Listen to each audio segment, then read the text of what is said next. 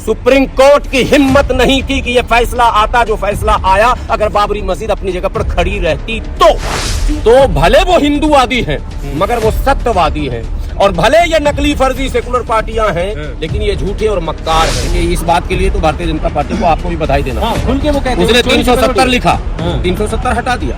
उसने राम मंदिर लिखा, करवा दिया। चाहे सुप्रीम कोर्ट से किया, जैसे भी किया, वो मामला क्रेडिट तो वहीं जाना है। उसने कहा कि मुसलमानों का नट ढीला कर दूंगा, लिखा नहीं, मौखिक बोला। नट लगभग टाइट हो ही रहा, आपको पता ही है। उसने जो वायदे किए उनके चुनावी मैनिफेस्टो में आप देखेंगे वो लगभग अपने मैनिफेस्टो पर पूरी तरह से काम कर रहे हैं। मगर ये पार्टियां जिन्होंने 50 सालों तक अपनी मैनिफेस्टो में सब कुछ लिखा, बार बार कमेटियां बनाई गई, Sachar committee, Ranganath Mishra commission, Kundu commission, अमल तो किसी पर इस पार्टी ने नहीं किया। मोदी जी को भी 10 साल पूरे में टाइम, 4 महीना बचा हुआ, सब कुछ कर गए।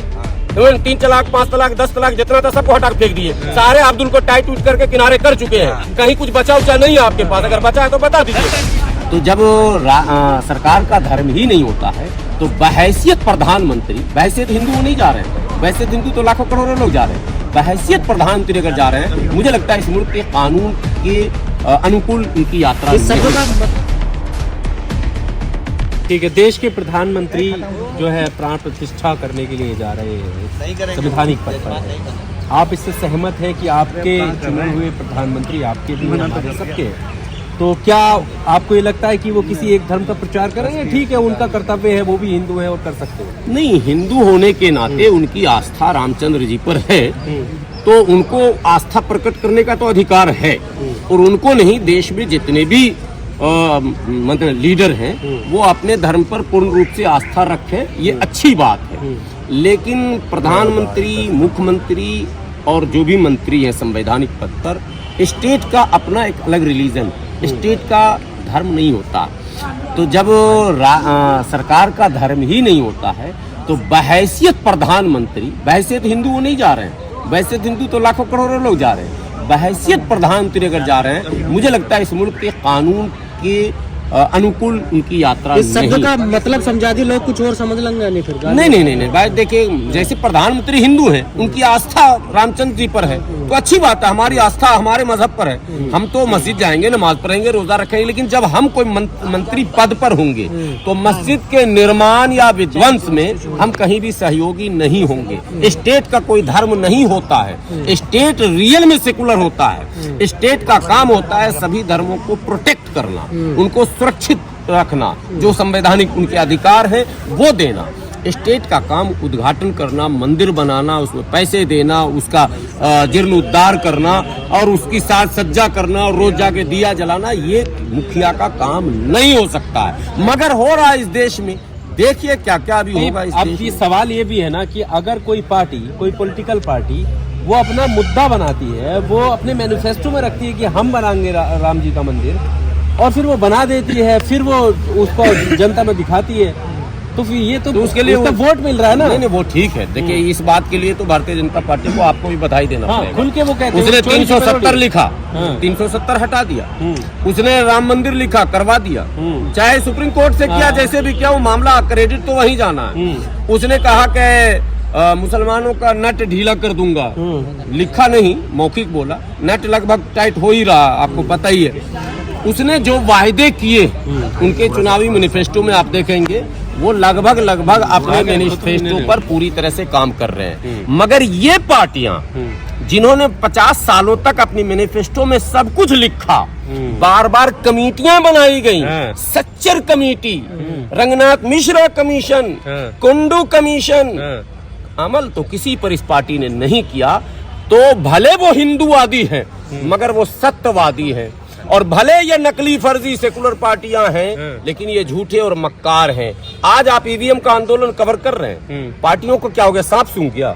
भानु प्रताप जी को पता है और पार्टियों को पता नहीं है। डीसी कपिल साहब को पता है, पार्टियों को पता नहीं है, महमूद पराचा साहब को पता है और पार्टियों को पता नहीं है। ये क्या मतलब है साहब? इसका मतलब पार्टियां मक्कार हैं, झूठी है, फरेबी है, खास करके वो पार्टियां जो अपने आप को सेकुलर साबित करने में जबरन अभी हिंदू मुस्लिम का माहौल मुल्क में बना रहा, तो सिर्फ भाजपा नहीं बना रही है, उसी के पिच पर जाकर सेकुलर पार्टियां खेल रही हैं। जब आपको पता है कि वो मैदान बनाने वाला भाजपा है, उसको पता है कि इस पिच पर बॉल कहां पर बाउंस करेगा, स्लो डालना है या फास्ट डालना है, स्पिनर लगाना है या वो क्या बोलते हैं उसको जो सीधा फेंकते हैं, वो करना है।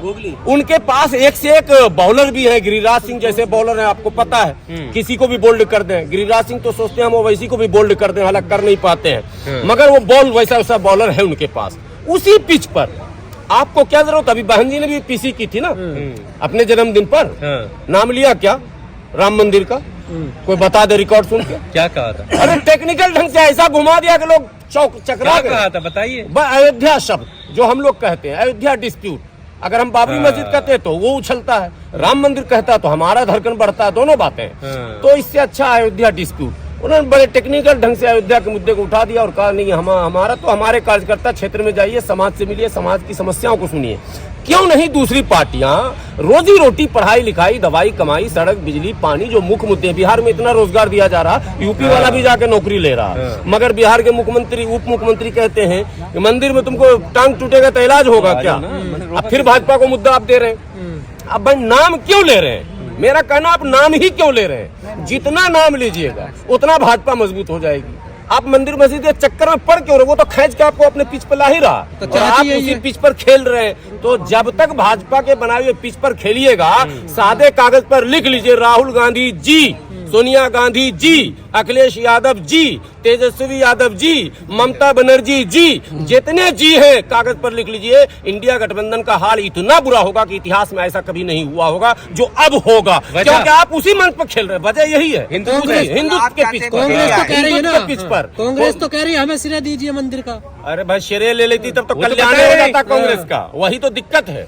राजीव गांधी का किया हुआ भूल गए क्या? साफ छुपते भी नहीं, सामने आते भी नहीं। अब शेर समय में क्या बताऊं इनको। ये काश ये राहुल गांधी जी अगर पहले से कर लिए होते और अगर सीना ठोक के कहते कि ये जो तुम देख रहे हो ना राम मंदिर, इसमें मोदी का कुछ नहीं है, ये तो मेरे स्वर्गीय पिताजी ने शिलान्यास किया है और उन्होंने क्या कहते हैं ताला खुलवाया है, और मेरे नाना परनाना दादा वो रिश्ते ही वहां जाके अटक जाता है। हमको मेरे समझ में तो आने आता राहुल गांधी जी को नेहरू जी से कौन सा रिश्ता जोड़ूं, लेकिन ये कहना चाहिए था कि मेरे पूर्वजों ने मूर्ति रखवाई, गोविंद वल्लभ पंत ने मूर्ति रखवाई, और नेहरू जी के, हालांकि इतिहास को पढ़ने के बाद नेहरू जी को इसमें हम क्लीन चिट देते हैं, नेहरू जी चाह रहे थे मगर होने नहीं दिया गया। शास्त्री जी और गोविंद वल्लभ पंत अडिग थे कि नहीं होने दिया जाएगा, लेकिन बाकी काम सब कांग्रेस ने कर दिया। और सबसे बड़ा काम, अगर वो काम ना हुआ होता, मैं फिर कह रहा हूं कैमरे पर बगैर डरे हुए,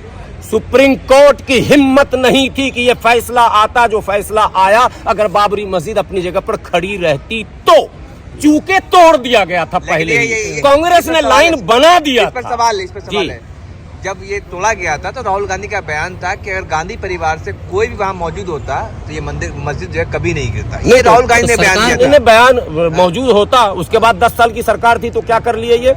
मोदी जी को भी 10 साल पूरे में टाइम, 4 महीना बचा हुआ, सब कुछ कर गए। 3 तलाक, 5 तलाक, 10 तलाक जितना था सबको हटा के फेंक दिए। सारे अब्दुल को टाइट टूट करके किनारे कर चुके हैं। कहीं कुछ बचा उचा नहीं है आपके पास, अगर बचा है तो बता दीजिए।